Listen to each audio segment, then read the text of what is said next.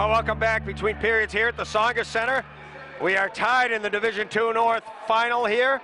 Marblehead 1, Lincoln Sudbury 1, and we're joined right now by Phil Stacey from the Salem Evening News. And Phil, you've followed North Shore hockey, North Shore sports a long time, and it's been a while since we've seen an undefeated hockey team from the North Shore getting this far. And Marblehead here with the 0 in the middle, but it's going to take everything they have tonight against a very good Lincoln Sudbury team. Yeah, you put it perfectly. I mean, no sleeping dogs, these Warriors. They came out, they meant business. They took it to Marblehead, I thought, for the first 5 or 6 minutes.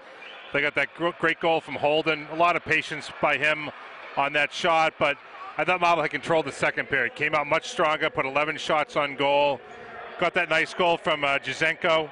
I'm always mispronouncing his name. Danny Jazenko. Janesco, yeah, there you go. Thank you. Well, stepping in from the slot. Believe me, I've called him different names. But we go Danny G. You know? Danny G, yeah, I like that. Okay. But Danny G made it count there. He used the screen well, and you know he loves to jump up into the offense anyway. He does, yeah. I mean, he's played center for them before too. You know, on second power play at times when they need him to. So good offensive instincts on his part. And I thought Marblehead had several good chances after that goal too. Both goaltenders have played very well. Kessler has really looked good, 17 saves for him so far. Cunningham at the other end has stopped a couple of strong bids, especially from Holden. So, I mean, clearly the next goal is going to be a huge one. In a 1-1 game like this, if anybody can get a score early in the period, that's going to give them a ton of leverage going the rest of the way. Yeah, we saw Cunningham played maybe his best game of the year in the last game. I thought so, yeah. It wasn't Marblehead's best overall effort, but Cunningham kept them in the game, and then you know, finally getting unwound is the line with all the points the other night, late in the period. I think the other couple of games, the McGarren and Picarello and Daly line is really, that second line has really played had well. A lot more life to them. Not that the first line doesn't have life to them, but I think the other teams are watching that first line a lot closer. They are, and I mean, I think if you saw at the beginning of that period, Kalinowski came out of the entrance here onto the ice. Looked like he had a skate problem. They fixed it real quickly to start the period. They're obviously putting a body on him. He got laid out in the neutral zone right before that penalty. Good hit, very good hit.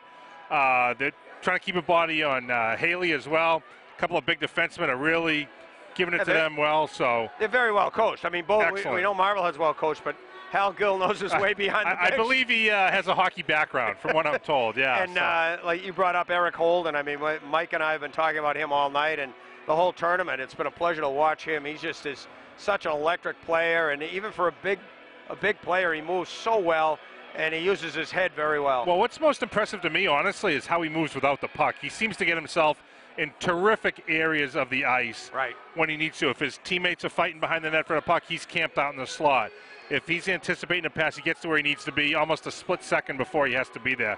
Really great hockey sense on this kid. Yeah, and the two guys on his wings complement him very well. They're not the biggest players, but they go in the corners and they know what to do and how to get him the puck. No, I think the Duffy kid's a nice complementary player to him, very definitely. So, I mean, if you're Marblehead, you got to watch that line. I really haven't seen much out of the second and third lines from LS today. Marblehead is so deep, and while we haven't seen those guys do anything yet, they, as you mentioned, that Daly, Picarello, McGurran line has the capability. We even saw James McCarthy, the third line left wing. He's had a good tournament. McCarthy's had a good tournament. He had a good bid, kind of a semi-breakaway there in the first period where he was, somebody had him from behind, but he still managed to get a backhand off. So, if you're Marblehead, you don't have to worry on that one line to do the scoring. For Marblehead, really get a lockdown on that top line of Lincoln Sudbury's. And then they'll watch Holden, and I'll tell you another really honest hockey player is 19, Miles Cohen. He plays both ends of the ice very well, and he's broken up some plays, and he can score too. So very anticipatory. Seems to know when those guys, whatever game film they had of Marblehead, they broke it down very well because they are defensing, if I can use that word. This team, it's a good word. Very, very well. And if Marblehead is to prevail, they're going to have to play a full 15 minutes to do so. I mean, this is no cakewalk for them today. Well, Phil, thanks for joining us. It's a big night for the North Shore. We've got Marblehead in this one, and St. Mary's of Lynn in the nightcap. Rooting for the Spartans tonight, so go St. Mary's, and thanks for having me. I always appreciate it. Always a pleasure, Phil. Thanks, Paul. One of the good guys and one of the smartest sports writers anywhere. We're lucky to have him on the North Shore, Phil Stacey from the Salem Evening News. So the teams are getting ready to come back on the ice here, and we're going to have third period action in just a few minutes. 1-1 as we head to the third, Lincoln Sudbury and Marblehead.